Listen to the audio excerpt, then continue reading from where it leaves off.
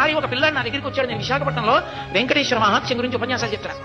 నేను వేదిక దిగి ఇంటికి వెళ్ళిపోతుంటే నా కభాలన కాళ్ళ మీద పడి ఒకే ఒక్క క్షణం నీతో మాట్లాడాలి. నాకు అతని ముఖం చూసి అతను ఏదో చాలా ఉత్కంఠతో ఉన్నాడని, ఏం కావాలన్నాడు. మీరు చెప్పినంత నమ్మకంతో నిలబడితే వెంకటేశ్వరుడు పిలుస్తాడా దర్శనానికి అన్నాడు. నేను హామీ, ఖచ్చితంగా పిలుస్తాను. నేను మీరు చెప్పినట్టు బతికి చూస్తాను. అతను ఒక